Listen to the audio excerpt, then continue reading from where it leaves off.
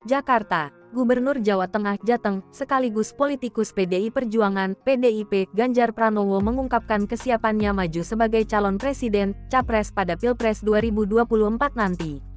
PDIP bermetamorfosa setelah Ganjar Pranowo menyatakan siap menjadi capres 2024. Pada Juni lalu, sebelum Ganjar menyatakan siap maju jadi capres 2024, PDIP menunjuk Ganjar Pranowo membacakan rekomendasi hasil Rakernas 2 PDIP. Rekomendasi yang dibacakan Ganjar itu terkait ideologi, sistem politik, dan pemilu 2024. Rekomendasi pertama Rakernas 2 ini dibacakan oleh Sekjen PDIP Hasto Kristianto. Hasto kemudian menyerahkan kepada Ganjar untuk membacakan rekomendasi Rakernas 2 yakni tentang ideologi, sistem politik, dan pemilu. Maka untuk rekomendasi selanjutnya, berkaitan dengan ideologi Pancasila, sistem politik, dan pemilu kami minta Bapak Ganjar Pranowo untuk ke depan membacakan rekomendasi, kata Hasto di lokasi Rakernas 2 PDIP, Sekolah Partai DPP PDIP, Lenteng Agung, Jakarta Selatan, Kamis 23/6. Kemudian sekaligus Pak Gubernur Sulut Oli Dondo Kambei nanti akan membacakan pembangunan desa sebanyak 8, dan kemudian pemenangan pemilu nanti Bapak Arief Wibowo dan agenda strategis partai kami bacakan kembali dipersilakan, kata Hasto. Ganjar lantas langsung berdiri menuju mimbar. Ganjar menyapa Ketum PDIP Megawati Soekarnoputri hingga Puan Maharani yang berada di depan. Yang terhormat, Ibu Megawati Soekarnoputri Ketua Umum PDIP. Yang saya hormati Mbak Puan, Mas Nanan, Mas Hasto, tentu saja seluruh pimpinan DPP PDIP, dan teman-teman peserta Rakernas yang saya muliakan, kata Ganjar. Ibu izinkan saya membacakan secara langsung rekomendasi Rakernas kedua PDIP terkait ideologi Pancasila, kata Ganjar. Ada 7 poin rekomendasi Rakernas 2 PDIP yang dibacakan Ganjar. Poin keempat dari rekomendasi Rakernas 2 PDIP yang dibacakan Ganjar membuat peserta riuh bertepuk tangan. Rekomendasi poin keempat itu berkaitan dengan keputusan pencapresan yang berada di tangan Megawati sesuai dengan mandat Kongres. Rakernas 2 partai menegaskan bahwa penetapan pasangan calon presiden dan wakil presiden yang akan diusung oleh PDI Perjuangan pada pemilu 2024, berdasarkan keputusan Kongres V Partai, ADART Partai, dan tradisi demokrasi partai adalah hak prerogatif Ketua Umum Partai Profesor Dr. Honoris Causa Megawati Soekarnoputri, kata Ganjar membacakan rekomendasi tersebut. Dalam penutupan Rakernas 2 PDIP, Megawati Soekarnoputri mengungkit banyaknya pertanyaan perihal deklarasi Capres-Cawapres dari partainya. Megawati masih menyembunyikan Capres-Cawapres PDIP.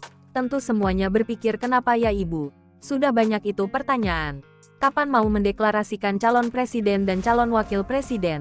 Kata Megawati di Sekolah Partai, Lenteng Agung, Jakarta Selatan, Kamis 23/6. Megawati meminta semua pihak bersabar menanti Capres-Cawapres PDIP. Megawati menyebut waktu penentuan Capres-Cawapres masih lama karena itu dia masih menyembunyikan nama-nama. Ya sabarlah sedikit, orang waktunya masih 2 tahun lah. Ya boleh dong saya umpetin aja terus karena saya toh pernah mengatakan di sekolah BIN ketika saya diundang ke sana.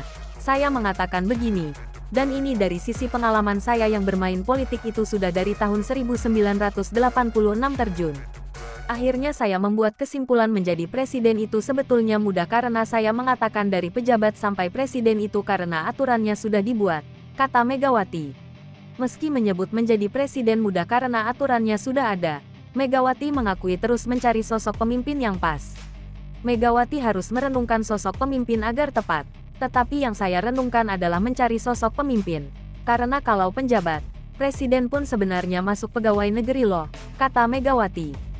PDIP menjelaskan mengapa Ganjar ditunjuk membacakan rekomendasi hasil Rakernas 2 PDIP. PDIP mengatakan setiap gubernur yang hadir diberi kesempatan. Semua gubernur yang hadir tadi diberikan kesempatan, kata Ketua DPP PDIP Jarod Saiful Hidayat di Sekolah Partai PDIP, Lenteng Agung, Jakarta Selatan, Kamis 23/6. Jarod mengatakan pemberian kesempatan kepada gubernur itu menandakan kalau rekomendasi itu berlaku bagi semua. Jarod lantas mengatakan terkait pembagian tema rekomendasi tidak disengaja tapi ngalir begitu saja. Itu menandakan rekomendasi itu berlaku bagi semuanya, baik yang di internal partai. Kita juga menjadi suatu kewajiban untuk dilaksanakan. Dan 3 gubernur tadi menyampaikan, tentang pembagian dan sebagainya ndak ada itu, direncanakan. Itu ngalir saja Pak Sekjen. ujarnya. PDIP juga sempat menggaungkan nama-nama kader terbaik yang dianggap berpotensi besar maju capres di 2024. Sekjen PDIP Hasto Kristianto mengatakan ada 4 nama yang dianggap layak berlaga di Pilpres 2024. Sosok-sosok kader terbaik ini muncul di unggahan akun Instagram PDIP, @pdperjuangan. Seperti dilihat, Selasa, 9/8. Unggahan itu mengutip pernyataan Hasto.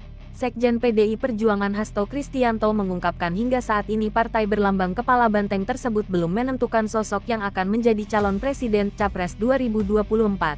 Sebab pemilihan calon sedang diproses, tulis unggahan itu. Hasto kemudian menyebutkan 4 kader terbaik tersebut. Mereka adalah Ketua DPR Puan Maharani, Gubernur Jateng Ganjar Pranowo, Mensos Tri Risma Harini, dan mantan Kepala Lembaga Kebijakan Pengadaan Barang Jasa LKPP Abdullah Aswar Anas. Jadi kalau kita lihat di PDI Perjuangan ini kan banyak tokoh-tokoh yang berkaliber di tingkat nasional, ya.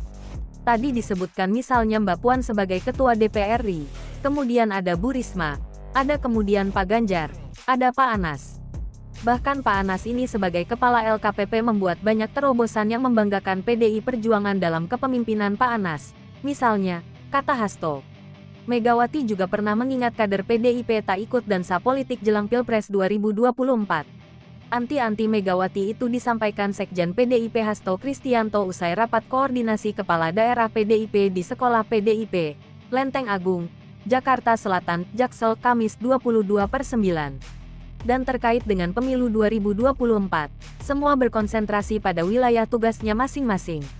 Karena kerja di tengah rakyat itu sebagai kerja elektoral yang paling penting, kata Hasto menjelaskan. Tidak perlu ikut dansa politik, karena kerja bersama di dalam mengatasi situasi yang memang penuh tantangan ini jauh lebih penting untuk menciptakan hal yang kondusif. Yang terpenting ekonomi rakyat ini yang terus dipacu, tegasnya. Sekian informasi yang dapat kami berikan, jangan lupa subscribe dan terus support channel ini agar channel ini makin berkembang, dan selalu memberikan informasi-informasi terbaru, terviral dan menarik. Terima kasih. Salam berita viral.